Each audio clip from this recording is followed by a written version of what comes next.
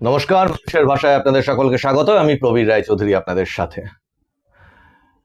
আচ্ছা, এসআইআর নিয়ে গতকাল পর্যন্ত যে আপডেটগুলো আছে, এই মুহূর্তে বাংলা কেন সারা ভারতবর্ষের মানুষ এটা জান। কেন বলছি? কারণ এসআইআর নিয়ে অন্য কোন রাজ্যে এসআইআর আদৌ কিভাবে হচ্ছে, এতটাই নিঃশব্দে হচ্ছে, সুন্দরভাবে হচ্ছে, তার কোনো খুব একটা বিরাট কিছু হইচই খবর নেই।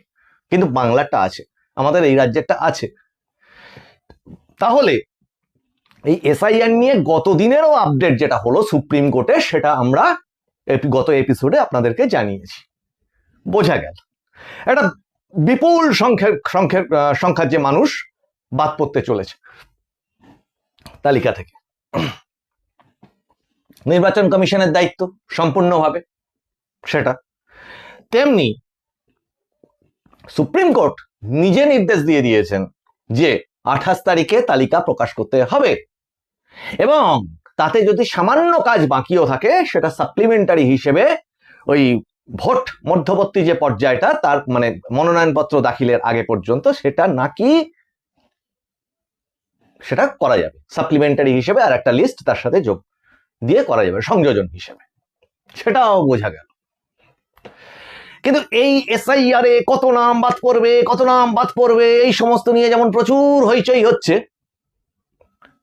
আমার মনের মধ্যে বা আমাদের টিম মানুষের ভাষার অনেকের মনের মধ্যে কয়েকটা প্রশ্ন দানা বাঁধছে, যেটা আজ সারাদিন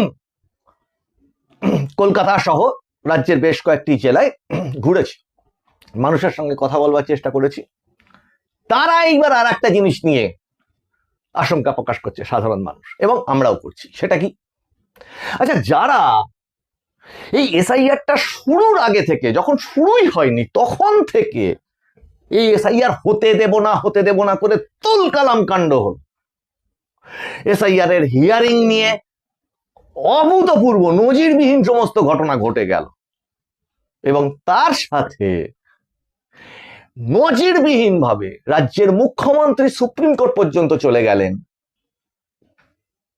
যাতে এসআইআরটাকে আটকানো যায়।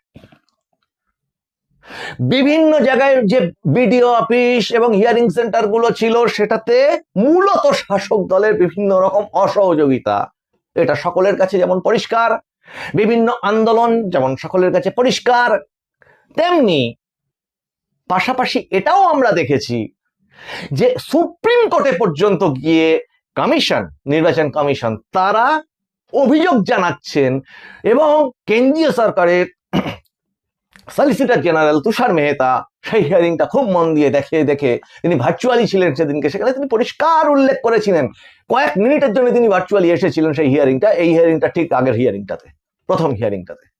এবং সেখানে তিনি কি জানিয়েছিলেন যে লিডাররা দাঁড়িয়ে থেকে, শাসক দলের লিডাররা দাঁড়িয়ে থেকে মানে এই ধরনের অন্যায় কাজগুলো করে যাচ্ছেন এবং অন্যদেরকে প্রশ্রয় দিচ্ছেন, এবং তাতে করে এই মুহূর্তে রাজ্যের পুলিশি সিস্টেম তারা পর্যন্ত সুপ্রিম কোর্টে প্রশ্নের মুখে পড়ে গেছে, অসহযোগিতার জন্য প্রশ্নের মুখে পড়ে গেছে।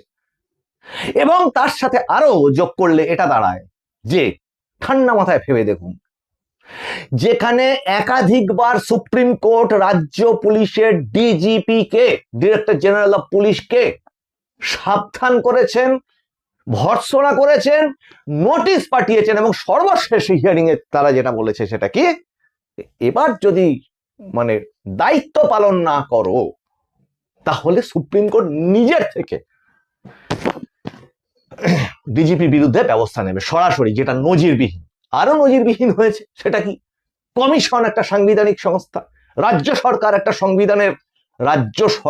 সংবিধানের শপথ নেওয়া একটা সরকার, নির্বাচিত সরকার, এদের সমস্ত কিছুর উপর থেকে সরিয়ে দিয়ে কি হলো, জুডিশিয়ারি দিয়ে এসআইআর এর ব্যালেন্স অংশ যেটা পড়ে আছে সেটাকে পরিচালনার দায়িত্ব দিল সুপ্রিম কোর্ট, এবং জেলা জাজদের এবং সহকারী জেলা জাজ যারা আছেন তারা যে রায় দেবেন এই লজিক্যাল ডিসক্রিপেন্সি নিয়ে বা বিভিন্ন রকম ভুল ত্রুটি নিয়ে, সেটাকে সুপ্রিম কোর্ট পরিষ্কার হয়ে জানিয়ে দিল যে তারা যে রায় দেবেন ওটাকে সুপ্রিম কোর্টের রায় বলেই মেনে নিতে হবে। প্রশ্ন,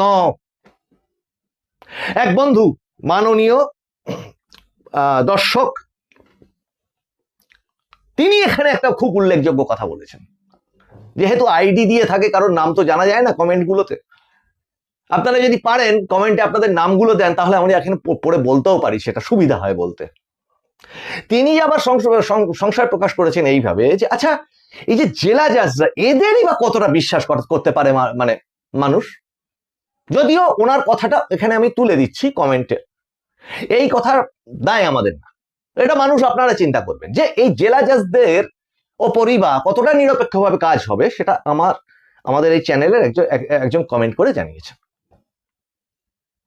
যে বিচারক যারা, তারাও কি আইনের ঊর্ধ্বে?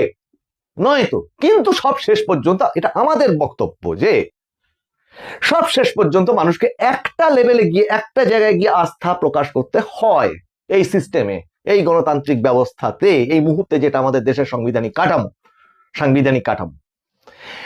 এবার একজন দুজনের যদি ভুল ত্রুটি বিচ্যুতি থেকেও থাকে, সেটাকে একটা সামগ্রিক সিস্টেম হিসেবে ধরে নেওয়া উচিত না। কাজেই এই জেলা জজদের উপর আমরাও আস্থা রাখছি। এটা গেল এপিসোডের প্রথম অংশটা। কিন্তু আসল মারাত্মক প্রশ্ন, যেটা আপনারা থাম্বনেলেও খানিকটা অনুমান করেছেন, সেটা হচ্ছে এই, আচ্ছা এই যে যারা বাদ পড়বে কমা, এবার ব্র্যাকেটে একটা অংশ দিচ্ছি, আগে সেটা বলে নিই। সেটা কি? সেটা হচ্ছে যারা বাদ পড়তে পারেন ভেবে এসআইআর এর আগে থেকে 5 মাস যাবত এক চূড়ান্ত অরাজক পরিস্থিতি তৈরি করতে পারে,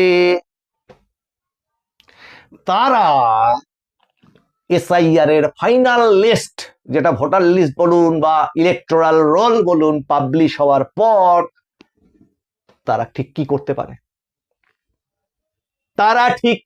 পারে? এবং এখানে কপিল সিবাল, মানে পশ্চিমবঙ্গ সরকার পক্ষের আইনজীবী, তিনি 2-3 বার বলবার চেষ্টা করেছিলেন মাননীয় প্রধান বিচারপতির কাছে যে 28 তারিখ ভোটার লিস্ট বেরোলে আইন শৃঙ্খলা পরিস্থিতির অবনতি হতে পারে। রাজ্য সরকার, আপনার পুলিশি ব্যবস্থা কোথায়? আইন শৃঙ্খলা পরিস্থিতির অবনতি হবে কেন?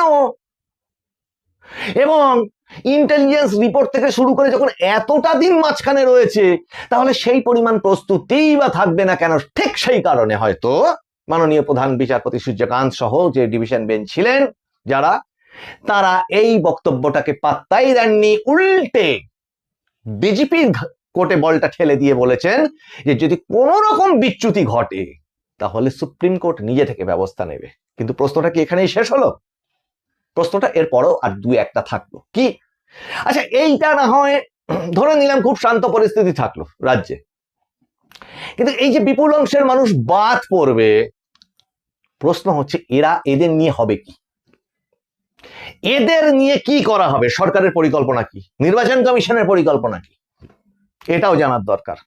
এরা কি ওই বাতিলের তালিকায় যে সমস্ত ভোটার, তারা কি ওই একইভাবে নির্বাচনের দিনগুলোতে ভোটার নাই হতে পারি, যখন ভোটের রিগিং হয় তখন কাঁচকলা, আপনি ভোটার না ভোটার নন, বুথগুলোতে তো দেখারই মালে থাকে না কিছু।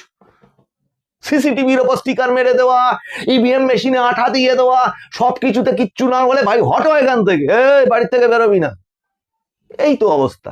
আর তারপরেও যদি মানুষ বাড়ির থেকে বেরোতে চায়, তাহলে এই আগের প্রত্যেকটা এপিসোডে নিন্দা করছি একটি শব্দবন্ধকে, ভোট নিয়ে একটি শব্দবন্ধ সবকটা রাজনৈতিক দল ব্যবহার করে, তার নাম হচ্ছে খেলা হবে।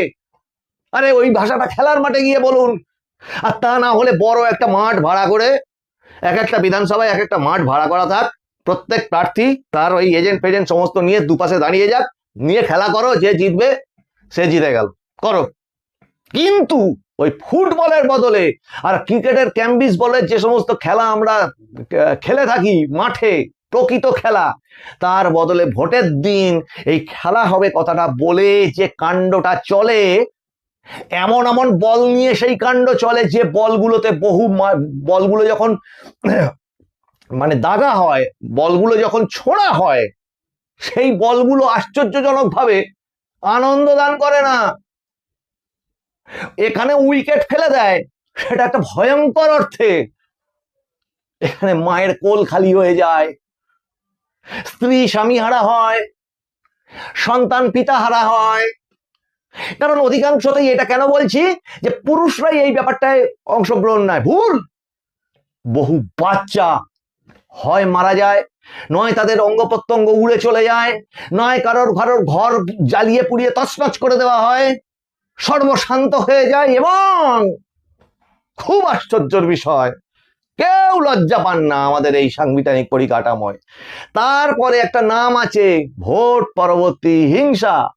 সেইটা দিয়ে লোয়ার কোর্ট, এই যে লোয়ার কোর্ট, নিম্ন আদালত, সেখানে গিয়ে কাঁচকলা, সেখান থেকে সেই আদালতের নিয়ম কানুন চলছে, আইনি হিয়ারিং চলছে, সেই করতে করতে চলে যাবে সেটা হাইকোর্ট।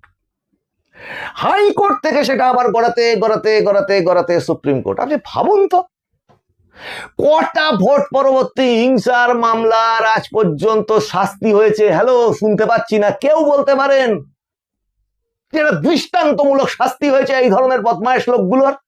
যে কোনো রাজনৈতিক দল ছেড়ে দিন, বছরের পর বছর ধরে দেখছি এই জিনিস, 30-40 বছর ধরে এই জিনিস চলছে, দেখাতে পারেন?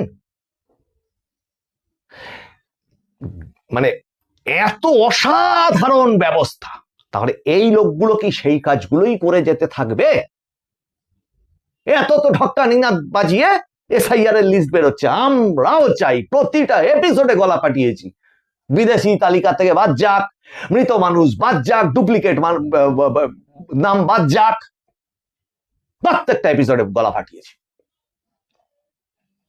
স্থানান্তরিত হয়ে গেছে ভোটার ডুপ্লিকেট, সেটা বাদ যাক, এগুলো বাদ যাক বলে বারবার বারবার করে বলেছি। কিন্তু এরপর কি হবে? এরপর এইটার জন্য, এই যে শুদ্ধ ভোটার তালিকাটা পেরোবে, মানুষ কি ভোটটা ঠিক মতো দিতে পারবে? যার জন্য ভোটার তালিকা, সেই ভোটটা কি মানুষ দিতে পারবে? আচ্ছা, ভোট না হয় তাও ঠেলে গুটিয়ে নিজের জীবনের রিস্ক নিয়ে বহু মানুষ দিল। কতটা সুরক্ষা ব্যবস্থার কতগুলো টিভি ক্যামেরা না জানি থাকে, সে তো শহর অঞ্চলে থাকে, কতগুলো টিভি ক্যামেরা থাকে যে গ্রামাঞ্চলের প্রত্যন্ত বুথে যে কাণ্ডগুলো হয় সেগুলো খবর ধরা পড়ে, কতগুলো থাকে, আর কতটা জানা যায়। আর সেই ঘটনাগুলো ঘটার পরে কটা বুথে এই নির্বাচন কমিশন রিকাউন্টিং দেয়, এটাও তো জানতে হবে। আর রিকাউন্টিং এর দিনও বা যে বিপুল ধ্বংসলীলা চলে, সেই ধ্বংসলীলা চলার পর একটা মানুষ ওই রিকাউন্টিং এ ভোটটা কটা দিতে যায়? কতজন মানুষ সেই সাহস করে ভোটটা দিতে যায়? এই প্রশ্নগুলো উঠবে না? আপনারা করবেন না এই প্রশ্নগুলো? তেমনি পাশাপাশি এটা ভাবতে হবে যে এই টোটাল যে কর্মকাণ্ড, তার পিছনে যে খরচা, এই টোটাল, তারপরে ভোট হবে, কয়েকশো কোটি টাকা খরচা হয়ে যাবে ভোট মানে পরিচালনা করবার জন্য। সব শেষে গিয়ে কাউন্টিংটা রিগিং হয়ে যাবে না তো? মানে এত কাণ্ড হলো, ভাত থালায় বাড়াও হলো, কিন্তু সেই ভাতের মধ্যে যদি আপনি ছাই দিয়ে দেন, মানে লাস্ট অংশ যেটা, সেটাই যদি না আপনি ভাতটা খেতে পারেন, তাহলে কি কি লস হলো? আপনার উপার্জন করা লস হলো, সারাদিন রাত অফিস বাড়ি বা ব্যবসার জায়গা বাড়ি করে। তারপর লস হলো বাজার করা, তারপর লস হলো আপনার যে রান্না করলেন আপনি, সেটা লস হলো। এবার যে বেড়ে দিল তার শ্রম, এবং আপনার এই যে খেতে বসেছেন, সেই খাওয়ার মুখে দেখলেন ভাতের মধ্যে ছাই, খাওয়াটাই নষ্ট হয়ে গেল। তা ভোটের কাউন্টিংটা ঠিক হবে তো? এই সমস্ত যারা বাদ পড়বে, যারা এত কিছু কাণ্ড ঘটালো, কি নিশ্চয়তা আছে এই 28 তারিখের পরেও তারা এই রাজ্যেই তো থেকে যাবেন? কি ব্যবস্থা আছে বলুন? তারা তো এই রাজ্যের বিভিন্ন রকম ফ্যাসিলিটি গুলো নিয়ে চলবেন। এই রাজ্যের বুকেই কলার তুলে উঁচু করে সৎ, ছাপোষা, মধ্যবিত্ত, নিম্নবিত্ত, গরিব, খেটে খাওয়া মানুষকে হুমকি দিয়ে যাবেন। তারাই হুমকি দিয়ে যাবেন তার বিরুদ্ধে কি ব্যবস্থা হবে। যেখানে রাজ্যের বিভিন্ন প্রশাসক মানে পদে যে সমস্ত মানুষজন আছে, নেতা মন্ত্রী ইত্যাদি, তারা বলেন এখন তো ভোট অবধি, ভোটের পরে দেখে নেব। কিন্তু মানুষ যদি বলে যে ভাই এবার আমরা দেখে নেব, ভোট যাকে খুশি দিন, সেটাই তো গণতন্ত্র। আপনি ভোট তৃণমূলকে দিতে পারেন, আপনি ভোট বিজেপিকে দিতে পারেন, সিপিএম, কংগ্রেস, আইএসএফ, যাকে খুশি দিতে পারেন ভোট, সেটাই তো চয়েস। সারা 5 বছরের বিচার করে ওই একদিন মানুষ বিচারের রায় দিতে পারে। কোর্ট যা খুশি বিচার করে করুক গে, যাক, প্রসেস চলুক। আপনার যে বিচার, আপনার আমার যে বিচার, সেই বিচারের রায় তো আমরা একদিনই দিতে পারি, ভোটের দিন। আর সেটাও যদি না দিতে পারি, তাহলে এসআইআর, ভোটার তালিকা, এত ঢক্কানি না, এরপরে প্যারামিলিটারি আসবে, সিআরপিএফ আসবে, হাজার হাজার আসবে, তারা বাগানে দাঁড়িয়ে দোল খাবে না তো? এইটা মানুষের প্রশ্ন। আর এই যে এত সংখ্যক মানুষ বাদ পড়বে, তারা তো আমাদের এই রাজ্যে বসেই কর্ম থেকে অন্য সবকিছু ধ্বংস করবে। তাদের ব্যবস্থা, তাদের সুনির্দিষ্ট কি, তাদের ব্যবস্থাটা ঠিক কি হবে, এটাও আমরা জানতে চাই, এই প্রশ্ন রাখলাম। মানুষের ভাষার এই এপিসোড কেমন লাগলো আপনারা জানাবেন, কমেন্ট করবেন।